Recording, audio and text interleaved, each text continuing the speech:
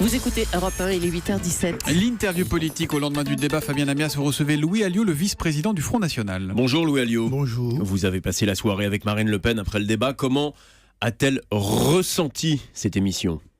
Écoutez, comme un débat, c'est une confrontation de deux projets, de deux personnalités, avec, en tout cas moi ce que je peux en dire, des sujets où on est allé quand même sur le fond, je pense, moi, sur l'éducation, sur l'Europe, même si on a fait une confusion, en tout cas les présentateurs, à mon goût, ont fait une confusion entre l'organisation de l'Europe et l'euro, ce qui n'a pas été très judicieux à mon avis dans le débat. Et puis quand même, quoi qu'on dise, Macron qui répondait systématiquement par des attaques personnelles et qui renvoyait systématiquement à des clichés, des vieux clichés dont on sait aujourd'hui qu'ils ne fonctionnent plus. On va revenir largement sur les thèmes du débat et les creuser davantage.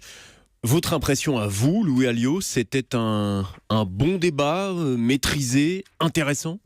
C'était, je vous dis, un débat d'une confrontation qui n'a jamais cessé d'ailleurs pendant 2 heures, parce que les projets sont radicalement différents, parce que les idées sont radicalement différentes, et que l'on sait très bien, mais même avant le débat, et on l'a vu durant cette présidentielle, qu'il y a deux France qui se parlent dans cette élection présidentielle et qui s'affrontent sur des choses totalement différentes.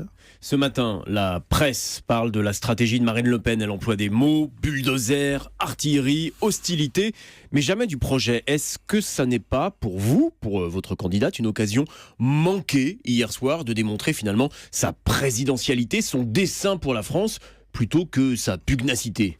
Écoutez, moi, j'ai pas trouvé. J'ai trouvé qu'elle a réussi à développer son argumentation sur le pouvoir d'achat, sur les entreprises, sur l'Europe précisément, où elle a parlé de cette Elle a surtout beaucoup cette refondation. attaqué Emmanuel Macron. Et puis, elle est allée démasquer Emmanuel Macron sur des sujets qu'il n'a jamais voulu trop aborder jusqu'à présent. Le socialiste qu'il est, le ministre de Hollande, le conseiller de Hollande, celui qui veut plus d'Europe, celui qui veut, et il l'a dit, il veut vraiment déréguler le travail beaucoup plus que Hollande ne l'a fait. Bref, là, on a vu quand même, c'est là que l'on a vu qu'il y avait deux projets différents. Je voudrais quand même revenir avec vous sur quelques saillies étonnantes. Par exemple, Marine Le Pen, c'était à la fin de l'émission. Elle parle, en évoquant Emmanuel Macron, d'un possible, qu'on pourrait découvrir un jour un compte offshore aux Bahamas. C'est sérieux ? Vous avez des informations là-dessus ou c'était une attaque comme ça, gratuite ? Je sais pas, il y a 2 sites américains aujourd'hui qui parlent justement d'une évasion fiscale de M. Macron. On verra ce que c'est. Oui, parce que ce sont quand même des accusations très graves qui sont prononcées à l'emporte-pièce. On ne sait pas sur quoi elles reposent. Eh bien, sur 2 sites, sûrement que ça sortira dans la journée. Eh ben, nous vérifierons ça. Autre point, en revanche, que nous avons vérifié, avec d'ailleurs l'aide de l'agence France Presse, elle a reproché à Emmanuel Macron d'avoir autorisé la cession de SFR alors qu'il était ministre. On a regardé, parce que c'était pas toujours simple de comprendre hier, on a vérifié, on l'a dit d'ailleurs ce matin. À l'époque, c'était pas Emmanuel Macron, mais Arnaud Montebourg, qui était à Bercy, c'était en avril 2014. Pourquoi est-ce qu'elle n'a pas vérifié avant Marine Le Pen ? Ce n'est pas vrai. Si.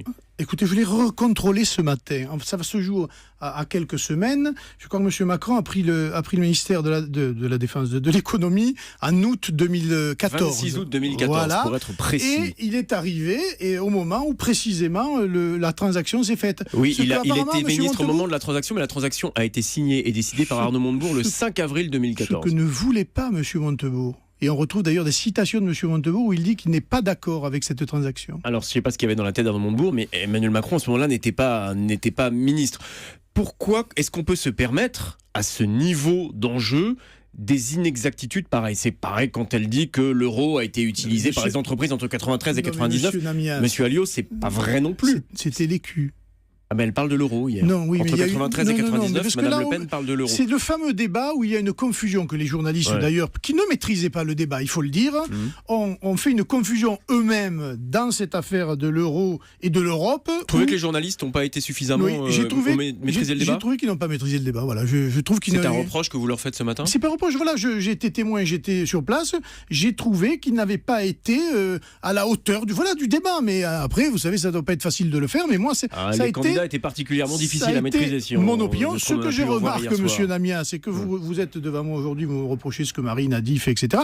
Je ne reproche rien du tout, j'essaie d'aller plus loin, de préciser ce qui s'est dit. Vous ne dites pas les imprécisions de monsieur Macron, les attaques de monsieur Macron, qui sont systématiquement les mêmes, et dont on voit bien qu'elle ne porte pas aujourd'hui comme il aimerait qu'elle le porte. Voilà, il est le représentant du système en place. C'est évident. Alors, C'est évident. Emmanuel Macron, il sera notre invité demain matin, donc on ira plus loin avec lui, on lui fera préciser les points qui méritent de l'être. Là, c'est vous, et c'est normal qu'on vous questionne sur le projet de Marine Le Pen. Par exemple, il y a un point qu'on n'a pas toujours compris hier soir, le calendrier de sortie de l'euro comme monnaie unique. Quand est-ce que ce sera effectif? On parle de négociations sur l'Europe. Moi je vous parle de l'euro. Quand est-ce qu'on sort de l'euro comme monnaie unique? Non mais attendez, sortir de l'euro, vous ne pouvez pas le faire du jour au lendemain. Ah non mais j'ai bien compris, je veux juste une précision sur le calendrier. Il faut bien une négociation, il faut bien avertir nos partenaires, il faut bien en discuter avec nos partenaires, il faut bien faire un échéancier pour préparer le monde économique. Mais tout de suite les négociations démarrent, mais ces négociations peuvent évidemment durer un certain temps. Ça va de soi, j'allais dire. C'est pas on part à l'aventure, on enlève tous les billets français, tout ça c'est la caricature. Non, c'est quelque chose de très sérieux, de très organisé, qui prendra du temps. Marine a dit dans les 6 premiers mois, je négocie avec l'Europe, mais ça peut aller très vite. Je rappelle que le général de Gaulle, dans le fameux compromis du Luxembourg, ça a duré quelques mois. Le jour où il a dit la France se retire des négociations, les Européens se sont dit, bon, allez, on va négocier, et on a obtenu ce que nous voulions, parce que pour une raison simple, que personne ne dit. Sans la France, il n'y a plus d'Europe. Et précisément, c'est pour cela que nos partenaires européens, même Madame Merkel, viendra à la table des négociations pour refonder une autre Europe. Mais c'est pour ça que c'est important de comprendre quel est le calendrier. Il y a une autre mesure qui a été évoquée hier, et là aussi je voudrais qu'on précise les choses ensemble si vous le voulez bien, la prime pour le pouvoir d'achat que propose Marine Le Pen. Elle est assise, son financement 15 milliards d'euros, sur une taxe de 3% aux importations. Pareil, tant que les négociations avec l'Union européenne n'ont pas abouti, cette taxe, elle ne peut pas exister parce qu'elle repose sur des frontières. Et vous savez que ces frontières, on ne peut pas les instaurer tant qu'on reste dans l'Union. Donc c'est une partie économique du programme. Il faut différencier. D'abord, il faut différencier deux choses. Les produits qui viennent de nos partenaires européens, de ceux qui viennent du reste du monde. Ceux qui viennent du reste du monde, ils sont quelques-uns déjà taxés à la frontière européenne. Donc ceux-là, ils auront une taxe supplémentaire de 3%. Ensuite, il y a une taxation ciblée.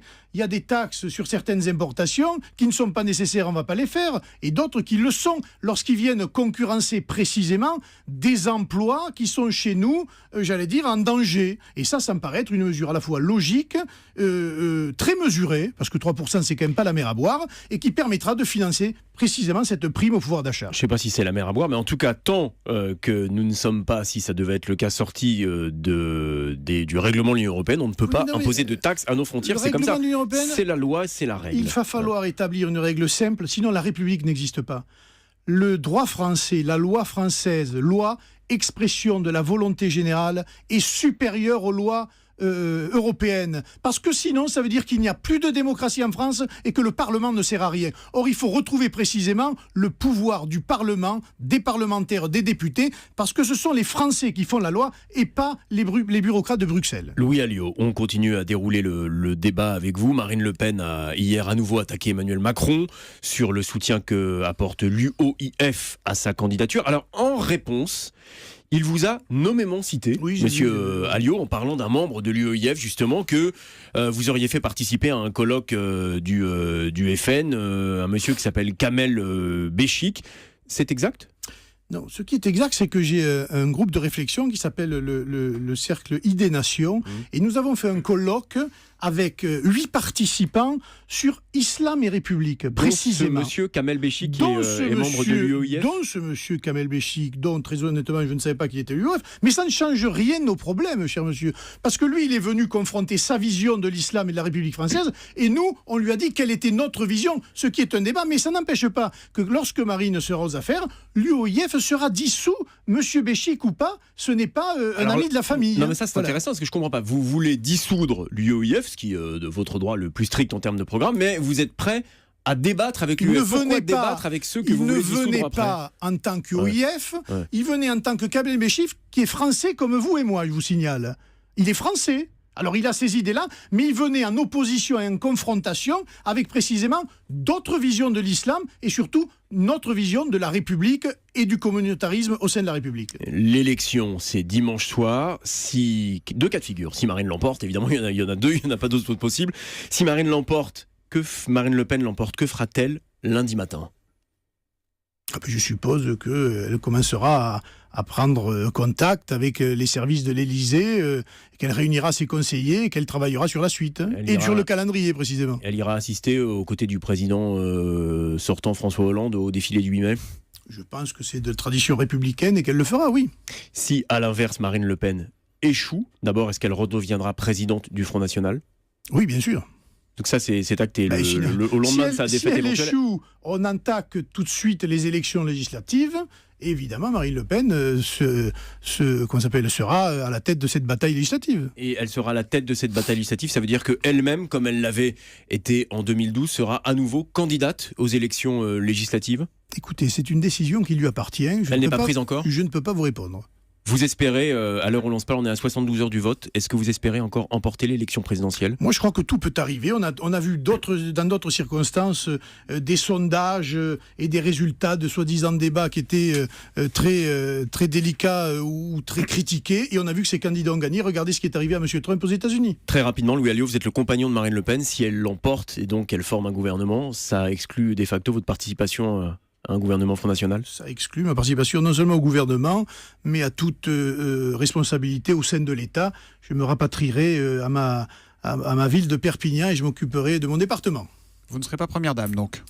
Je ne serai pas première dame parce que je pense que les Français élisent un homme ou une femme et pas un couple. On a beaucoup dérivé sur cette question-là en France. Merci beaucoup Louis Alliot d'être venu ce matin en direct sur Europe 1. Demain, vous serez en direct d'Albi aux côtés d'Emmanuel Macron. Albi, car c'est là-bas qu'il tiendra son dernier meeting de campagne.